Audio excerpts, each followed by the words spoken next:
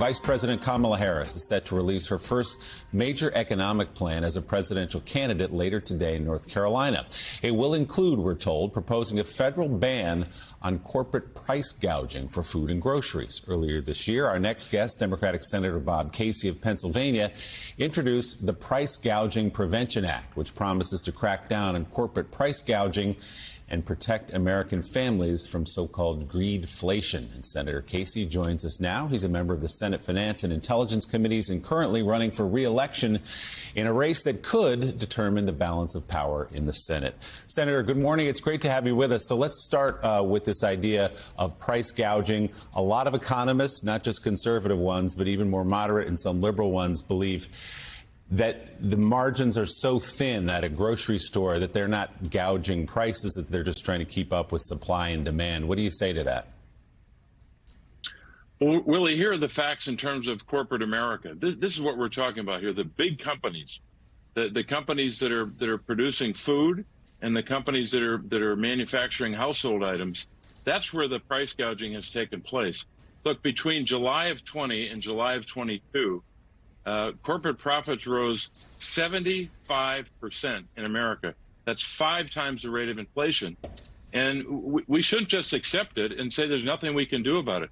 We should point it out, as I've done in a greedflation report, a shrinkflation report, recently a streamflation report, streaming services doing this as well, the junk fees that the administration has worked on. So on a whole range of fronts, you've got corporate America, after getting the biggest corporate tax cut anyone can remember, jacking up their prices and just saying get used to it and bragging about it on shareholder calls. So we got to do 3 things. Go after them and use price gouging legislation to do that and to give the Federal Trade Commission power it does not have right now.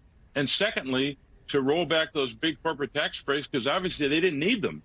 But I think the idea that we should just throw up our hands and say, well, that's capitalism is ridiculous. You've got, look, if a company has costs here and they offset it with prices, no one would dispute that or argue with that. But when they jack up their prices, hiding behind inflation or hiding behind the idea of the pandemic causing this, their supply chains, it's a lot of BS. We should go after them and investigate them. If they're not price gouging, they got nothing to worry about. So, Senator, let me just read a quick passage from a piece in the Washington Post this morning, an op-ed that writes, quote, "It's hard to exaggerate how bad this policy is. It is, in all but name, a sweeping set of government-enforced price controls across every industry, not only food. Supply and demand would no longer determine prices or profit levels. Far-off Washington bureaucrats would. The FTC would be able to tell, say, a Kroger in Ohio the acceptable price it can charge for milk." Curious how you respond to that from the Washington Post, and who exactly decides when a price at the grocery store in Ohio is excessive? Well, it's really not at the grocery store level. This is at the corporate level, Willie. They've been making record profits. We've never seen the kind of profits in corporate America the last couple of years. And when they're doing that, they're bragging about increasing prices. So my point is that we should give the federal government the power to investigate just run-of-the-mill price gouging, and you give the people an opportunity to fight back against them. As I said, if they're not engaged in corporate price gouging, they got nothing to worry about. But this is long overdue. People are tired of just accepting higher prices. Now, consumers obviously have a lot of power here, and because I've pointed it out for the better part of 9 or 10 months now, people are putting pressure, and some of that public pressure is working on some of these big corporations. But look, they've had it pretty good. They got the biggest tax cut imaginable, along with the billionaires. That's why they're attacking me in this campaign. They know I won't vote for their tax cuts, and they also know that I'm not going to give up on prosecuting this case on corporate price gouging, and people get it. So, Senator Casey, as you just indicated, you're up for re-election again in Pennsylvania. As you go around, not just Western Pennsylvania, your home area, but the entire state, how do you cope with the fact that the Republican nominee for president nearly every day, and he did it again yesterday, He concentrates on fear of the future without Trump. There's a fear of the future, and this country is really a third world nation. All of the usual stuff that he's been spewing for a long time. How do you cope with that? What does your ear hear when you're out there with voters? Well, Mike, look, all across our state, like in a lot of states, every state really, people are concerned about costs.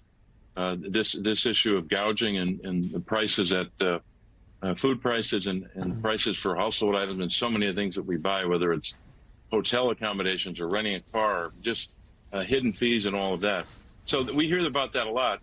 And I think people want us to fight back against it and have proposals to do it. One of the best things we could do is what Vice President Harris, I think, will outline today among many ideas, something I've been a leader on, which is to give families raising children a greater opportunity to benefit from the child tax credit. We found out how to reduce child poverty, and I think we can help those families, especially if you have these prices going up for food all the time, or gas prices or anything else. We should give families the power to have the resources to manage those prices. But that's what I hear about most of the time, the high costs and how we can get them down. Now, the prescription drug win that we got yesterday and the cap on insulin that's already been in effect, those have had the effect of, or will have the effect of, lowering prices for seniors. But we got a long way to go to lower costs, and I think she's speaking to that in the campaign. And there was some good news in that inflation report a couple of days ago in terms of prices at the grocery store. Democratic Senator Bob Casey of Pennsylvania, thanks as always for your time. We appreciate it.